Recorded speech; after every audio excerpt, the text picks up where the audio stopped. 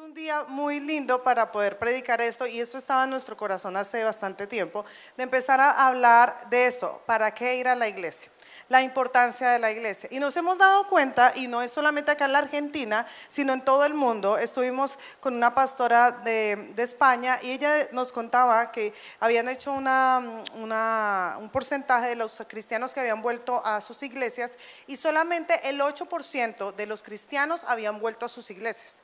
O sea, ¿qué quiere decir? Que se fue mucha cantidad de cristianos, volvieron a sus casas y no quisieron salir, porque ahora como que tienen las iglesias online, porque les da fiaca, porque la pandemia también despertó la pereza que hay en ellos y no los dejó volver a la iglesia. O sea, es su misma carne, ¿no?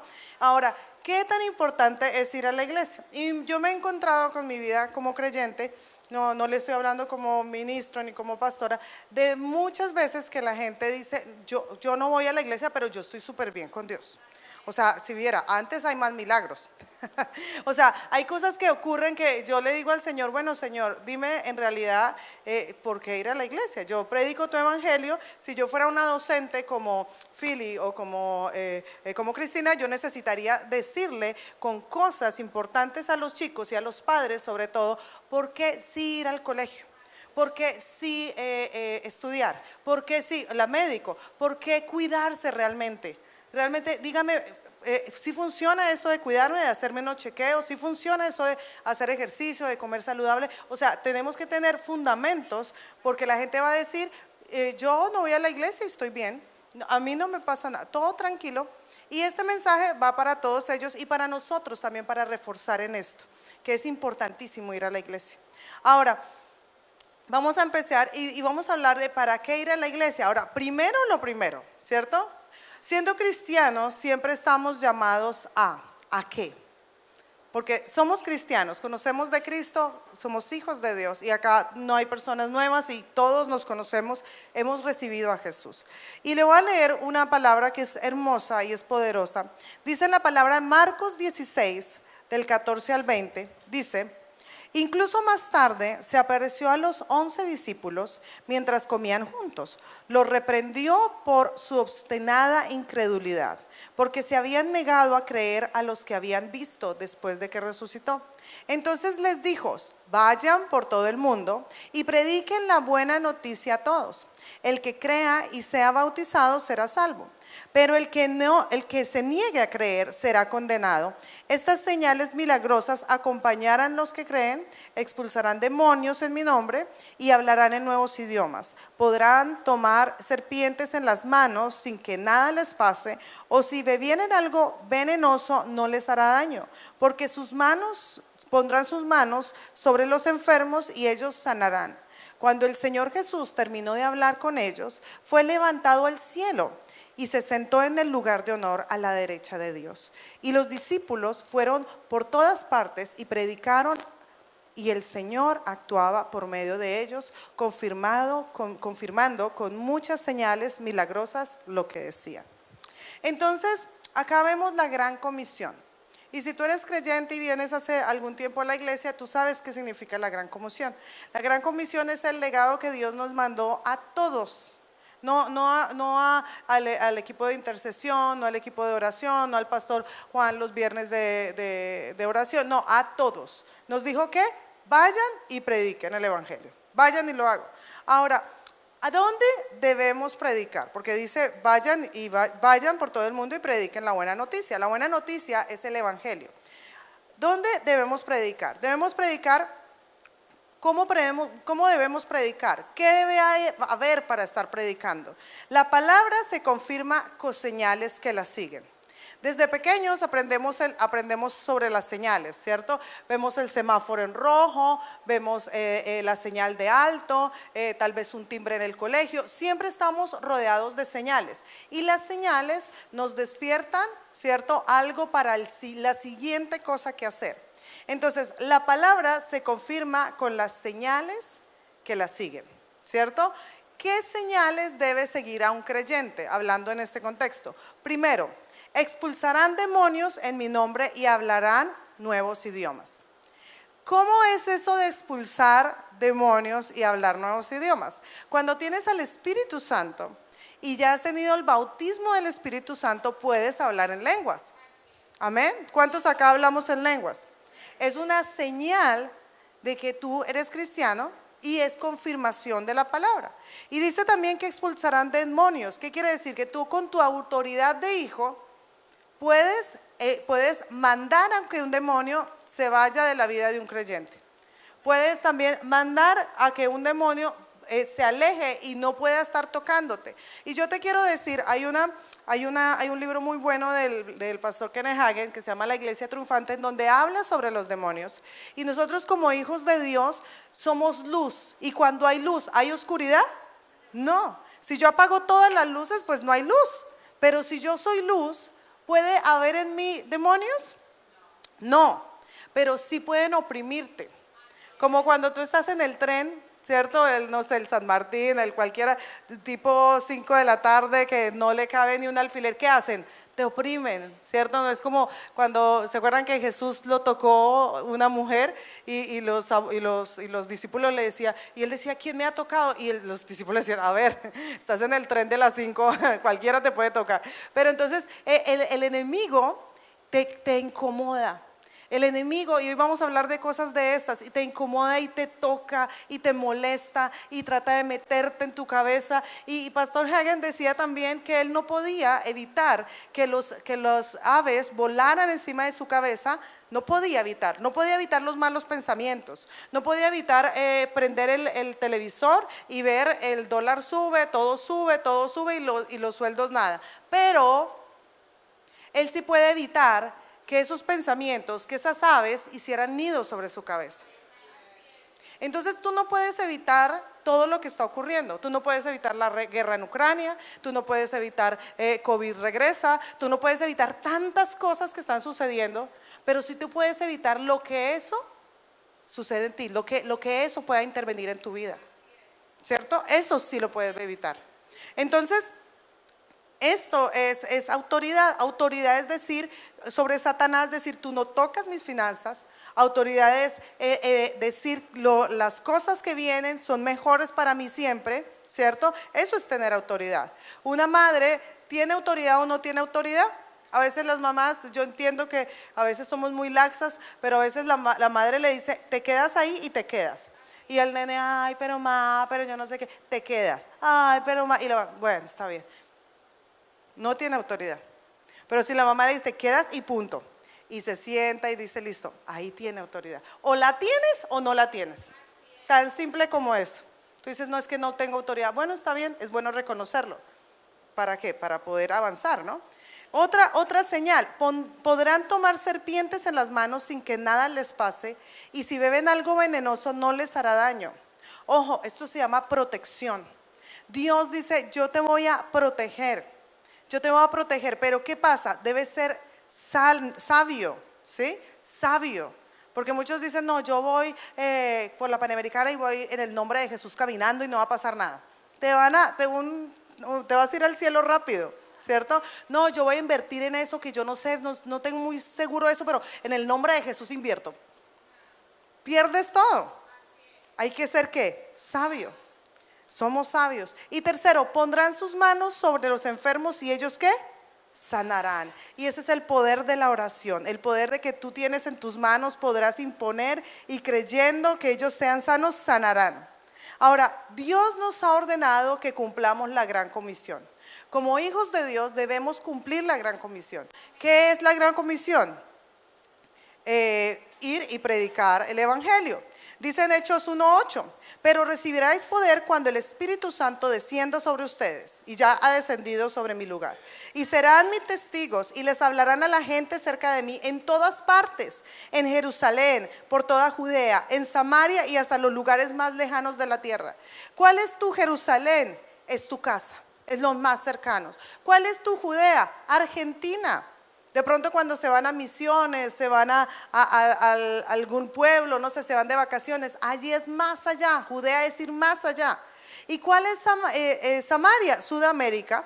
Tú te vas y dices, me voy, no sé, a Colombia, a Perú, ¿ves? ¿Cierto? Luz fue a Perú, allá en Sudamérica, estaba predicando, dando ¿qué? Testimonio. Y nosotros, Dios nos llamó a conectarnos con Él. Una frase que yo escuché me gustó mucho que decía, antes de ir a la China, predícale a la chica que tienes a tu lado. Sí, ay, no, yo quiero ir a las naciones, que el Señor me use, pero ¿qué pasa con tu vecino? Fuimos a ver el partido con el grupo de Arias en la casa de la Doc, y ¿qué pasó? Le predicamos al vecino con comida, dando buen testimonio, ¿cierto? Eso es una forma de predicar, eso es una forma de mostrar a Jesús. Ahora, queremos prosperar en Estados Unidos o en Europa, pero aquí no hacemos nada en nuestra casa. Decimos los niños de la India, los niños de Somalia, los niños de Sudáfrica, y no conocen los niños de Misiones, los niños de Jujuy, hay mucha necesidad acá, pero no vemos acá más cerca el poder del testimonio. Entonces, ¿cuál es el propósito principal como hijos de Dios? La cosecha. La cosecha. ¿Y la cosecha qué son? Personas. Y tú y yo debemos tener como propósito predicarle a las personas. Primero nuestra casa, si no han llegado acá a la iglesia, primero nuestra casa y después el barrio, después la Argentina, después donde Dios nos lleve. Amén. Hay una frase que me gustó mucho que decía, las señales son la campana para comer. Mire, hay milagros y la gente viene. Téngalo por seguro, esta iglesia empieza a llenarse y se va a llenar más.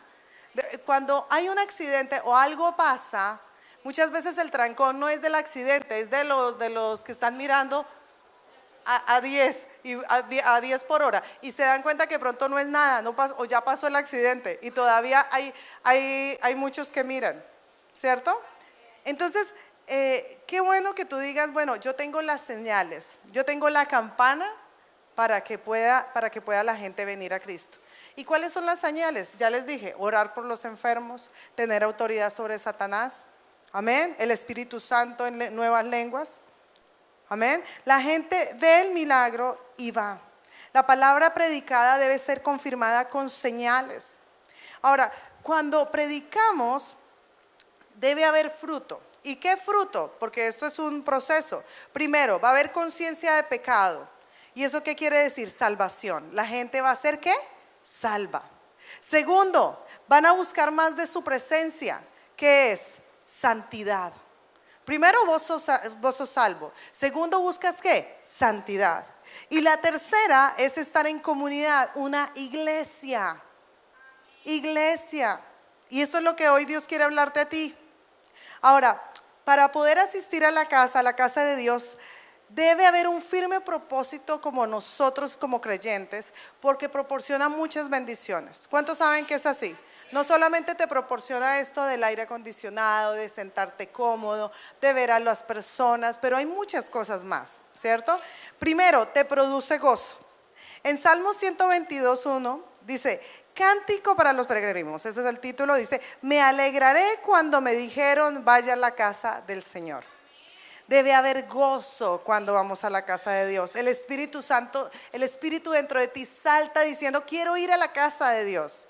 Segundo, te deleitarás en la hermosura y la gloria de Dios. En Salmos 27:4 dice, lo único que le pido al Señor, lo que más anhelo es vivir en la casa del Señor todos los días de mi vida, deleitándome en la perfección del Señor y meditando dentro de su templo. Qué poderoso es poder deleitarte con Dios. Qué poderoso es levantar tus manos y sentir la presencia de Dios. Amén. Cuando Dios te habla por medio de un mensaje, cuando Dios te toca en la alabanza. ¿Qué otra cosa? Disfrutarás de las delicias de la comunión en la familia de la fe. Salmo 133:1 dice, qué maravilloso y agradable es cuando los hermanos conviven en armonía. Y todos somos hermanos. Somos una gran familia de la fe y esta familia te acompañará toda la vida y toda la eternidad, déjame decirte. Qué bendición, amén. Algunos dicen, ¿en serio?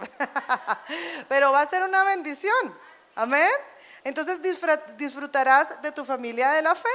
La otra es recibirás edificación y esto es poderoso. Colosenses 3:16 dice que el mensaje de Cristo con toda su riqueza llene sus vidas, enseñe y aconseje unos a otros con toda la sabiduría que Él da. Canten salmos e himnos y canciones espirituales a Dios con un corazón agradecido. Pero mire, dice que todo el mensaje de Cristo te llenará, que te aconseja, que te llena. Qué lindo poder decir, oiga, no solamente está mi mamá y mi papá, a veces los chicos no quieren escuchar a la mamá y al papá, ¿cierto?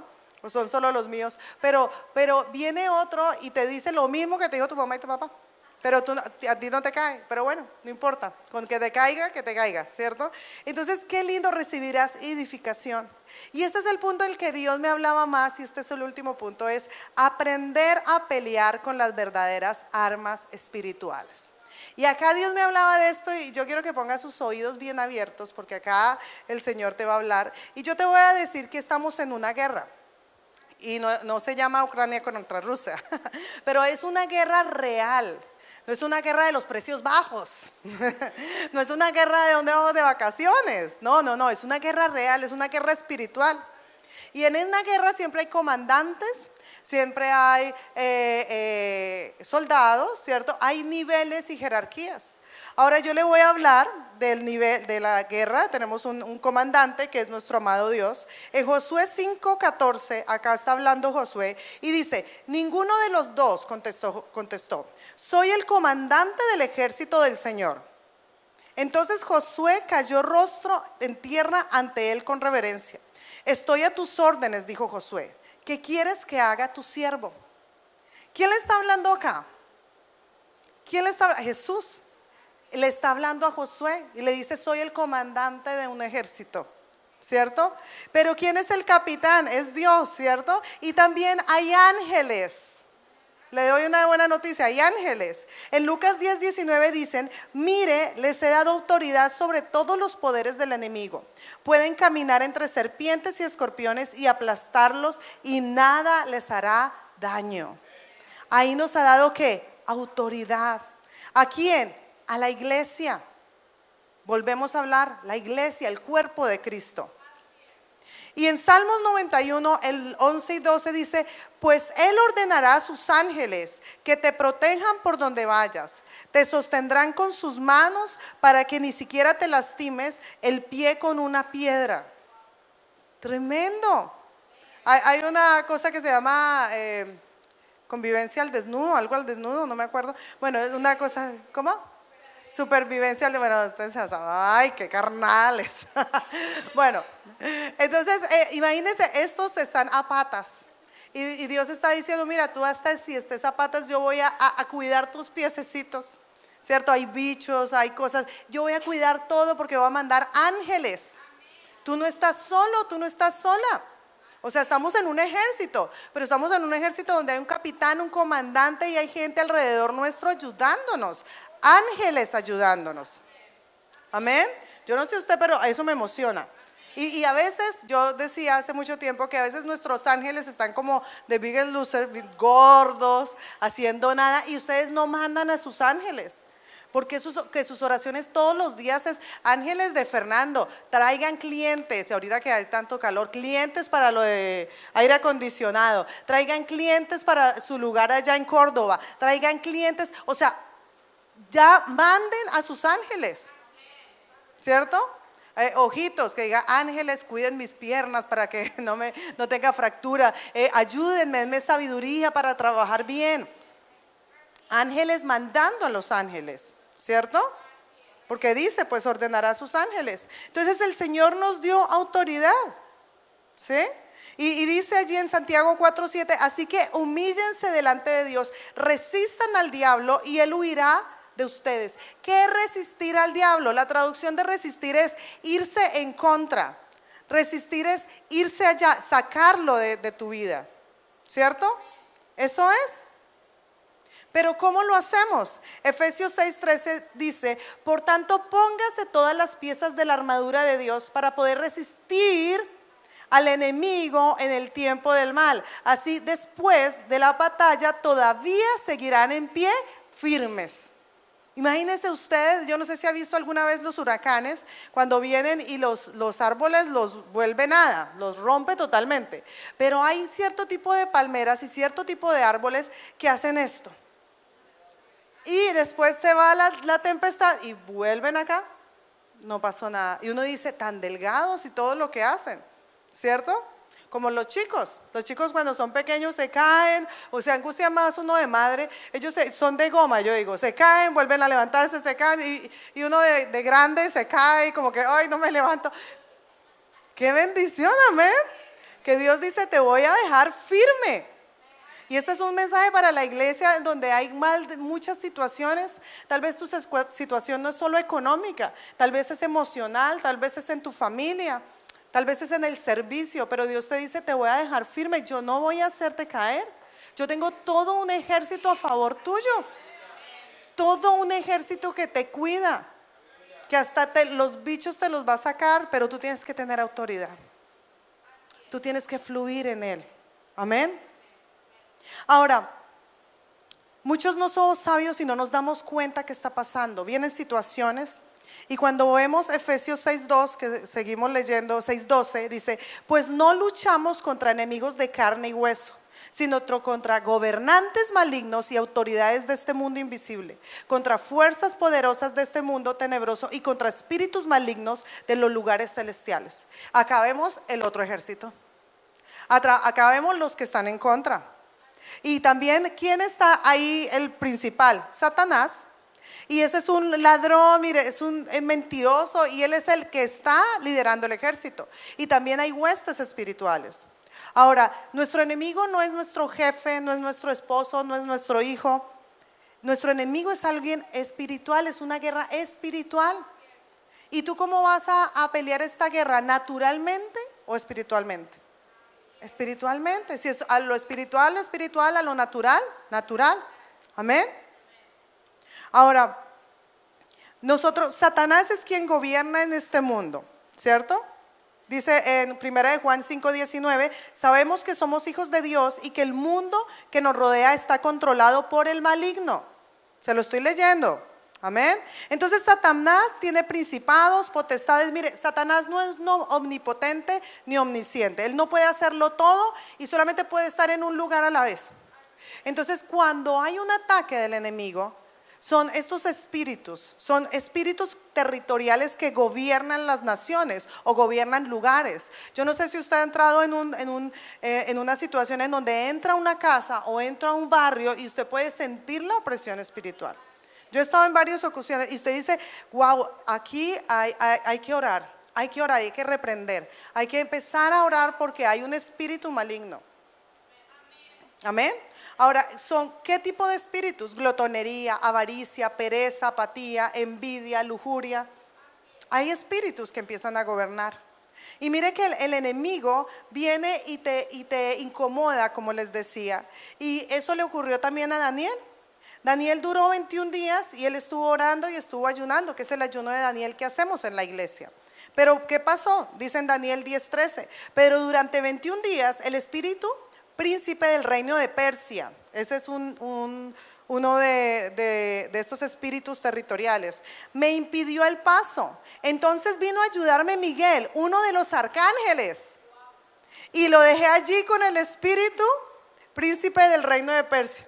Imagínense, él estaba orando, creyendo por algo, Señor, ayúdame, Padre, y no llegaba, y decía, ¿qué pasa? Dale, Señor, y oraba, 1, 2, 3, 10, 20 y 21 días, hasta que vino, ¿quién? El arcángel Miguel, y empezaron a pelear los dos, y se fue, ¿cierto? Para lo espiritual, para lo natural, y se fue. Hay cosas espirituales que vienen. Ahora, el enemigo es el padre de la mentira. Y en la mentira vienen con pensamientos de cizaña. Ahora, ¿pensamientos de qué? El pastor no me saludó, el pastor dijo cosas que no me gustaron, los líderes hicieron cosas que no me gustaron, y empieza a meterte pensamientos de mentira en la cabeza. Mi esposa no me quiere, mi esposo no me quiere, y después empiezas a pensar en cosas y eso empiezan a cambiarse esos pensamientos como falsas acusaciones o calumnias. De pronto tú estás pensando que tu esposa o tu esposo no te quiere y después vienes y ves a tu esposo mirando a una mujer, mira, simplemente la miro y tú dices, era con ella. ¿Y era verdad? Mentira. Pero la verdad, la mentira se convierte en una verdad. ¿Recuerdan con Goliat? Goliat duró 40 días diciendo, ustedes no sirven, ustedes son un pueblo pequeño, yo soy grande, los comeré como a pan, yo soy fuerte. Y 40 días dele que dele. Y ellos se la creían totalmente. Pero vino David que no creía en mentira, que no había escuchado, que no dejó que esos pájaros estuvieran en su cabeza. Y le dijo, no, tú no puedes. Y pudo, ¿cierto? Entonces, hay que tener cuidado. El enemigo lanza dardos hacia la iglesia. Él sabe, Él conoce nuestras debilidades, Él conoce nuestras inseguridades, Él conoce nuestros temores, conoce nuestro pasado. Y mire, el enemigo no hace las cosas porque sí, Él sabe cómo hacerlas. Él sabe cómo hacerlas. Y Él viene y pone dardos del enemigo, tiene pensamientos de mentira en nuestra cabeza. O sea, contra ti mismo, tú no puedes, tú no vales, no lo vas a lograr. Con tu esposa, tu esposo, tus hijos, contra tu pastor. Porque el propósito de él es mentiroso, pero el propósito de Él es dividir. Él quiere dividir. Él ama dividir la iglesia, ama dividir matrimonios, ama la separación, ama la discordia, ama el enojo. Él lo que quiere es eso. Y a veces nos enojamos con otras personas, pensamos que es la persona, pero es el enemigo metiéndonos cosas en la cabeza a nosotros. Y este dardo llega a nuestra cabeza y después no la creemos. Caemos en su trampa y después ese dardo se lo metemos a otro. Y decimos, si vio cómo trató el pastor, ¿no? Si vio lo que le dijo, si vio que Philip no cantó tan bien, ¿no? Si vio cómo...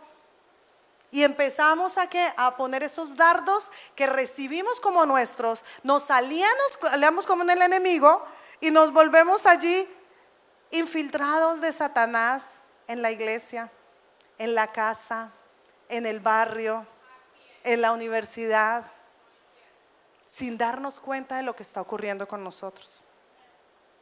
Y después damos un paso atrás diciendo, perdónanos Señor, pero ya hemos hecho mucho daño. Así que seamos siempre pensando qué es lo que está pasando. Debemos empezar a cambiar nuestros pensamientos. Miren, 2 Corintios 2:11 dice, para que Satanás no se aproveche de nosotros, pues ya conocemos sus maquinaciones malignas. A veces queremos, y se lo digo como casada, como mamá, a veces hay situaciones en el matrimonio o en la vida normal que nos superan. Y creemos que nosotros podemos solucionarlos de pronto hablando, de pronto conversando, de pronto sentándonos y buscando una negociación. Pero finalmente la mejor arma es la oración. La mejor arma muchas veces es callarnos y decir vamos a orar. Porque esto no nos llamó Dios. Dios nos llamó a paz. Dios no nos llamó a dividirnos ni a separarnos. Dios nos llamó a perdonar nuestras familias. Si perdonamos al que está al lado, porque ustedes dos se han perdonado alguna vez, ¿cierto? Algo se han hecho, ¿sí? Y se han perdonado, claro, todos nos hemos hecho algo, pero nos hemos perdonado. Y tal vez nos hemos perdonado en silencio, ni siquiera diciendo, simplemente orar y decir, te perdono, Fili, oh, te perdono, Señor, oh, te perdono. Pero no es necesario que vayas y digas, te perdono porque lo que hiciste, no estás en perdón. Y yo te digo, Dios está diciendo, no seas aquel que seas imprudente, que tienes los dardos al enemigo, que te la has creído y ahora estás poniendo dardos a otros. La iglesia es un lugar de paz, la iglesia es un lugar de amor, pero es un lugar de imperfectos que estamos buscando la perfección en Cristo. Y en 2 Corintios 10:4 dice, usamos las armas poderosas de Dios, no las del mundo, para derribar las fortalezas del razonamiento humano y para destruir argumentos falsos. Mira, si tú tienes un problema espiritual, búscalo y soluciónalo de la forma espiritual, orando. En muchas ocasiones yo he tenido que decir, yo no puedo hacer más sin orar. ¿Y qué vas a hacer? Orar. No tengo otra situación, orar. Y en la iglesia, como les dije, muchas veces los cristianos no necesitan al diablo, porque ya están influenciados y de acuerdo con lo que el diablo les dice.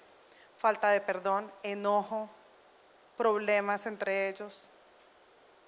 Y Dios nos está diciendo hoy, y me ayudas con la foto, por favor, que no nos justifiquemos por nada, tengamos una guerra espiritual realmente como debe ser. Y Dios nos dice, póngase esto. ¿Sí? ¿Y cómo me lo pongo? ¿Me lo pongo con qué? Con oración, con adoración, con testimonio y con unidad. Y unidad es la iglesia. Unidad es predicar lo que Dios nos ha dicho que prediquemos. Amén. Mira, cuando nosotros tenemos gente influyente, que influimos, o por lo menos que nos escucha, siempre van a haber haters, se le dicen acá haters, o personas que te escriben cosas feas, y tú puedes bloquearlos, puedes responderles. La verdad, para mí, yo trato y trato de aprender en esto, de caminar en misericordia, ¿cierto? Y digo, los ignoro, o si me hace mal eso, pues no lo miro, y no tengo redes, ¿para qué? Si eso me hace mal. Estamos manejando, pastor está manejando y siempre hay uno que se mete. Y yo le digo, déjalo, él es loco, déjalo. Locos hay que dejarlos lejos. Pero si yo empiezo, mira y es que es uno, no, me pongo al mismo nivel. Entonces no dejes que los dardos del enemigo se pongan contigo y que tú seas después poniendo dardos a otros. Porque déjame decirte que hay gente que te mire y va a copiar lo que tú haces. Amén. Vamos a orar. Padre, te doy gracias, Señor.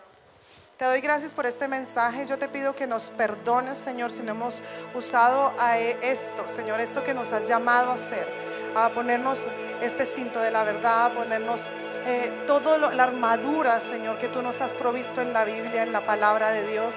Queremos ser esta iglesia que nos amemos unos a otros, que nos perdonemos unos a otros, que podamos estar en comunidad, Señor, con nuestras desavenencias, Señor, pero luchando lo espiritual en lo espiritual y lo natural en lo natural. Padre, yo te doy gracias. Yo bendigo cada familia, los bendigo, Señor. Yo oro y declaro lazos de amor sobre ellos, que puedan predicar el evangelio en tiempo y fuera de tiempo, que puedan luchar contra el enemigo con esas armas espirituales, entendiendo que no son personas, que no son carne y sangre, sino son potestades, principados, Satanás, que está tratando de hacer cosas, pero nosotros como hijos de Dios nos levantamos en autoridad, creyendo y entendiendo la autoridad de Dios, diciéndote, Señor, tú tocas toda mi familia y la resguardas, la guardas, la cuidas. Y diablo, enemigo, tú no tienes arte ni parte en mi familia, ni en mis finanzas, ni en la salud, ni en mi país, Señor. Tú declaro en el nombre de Jesús que te vas.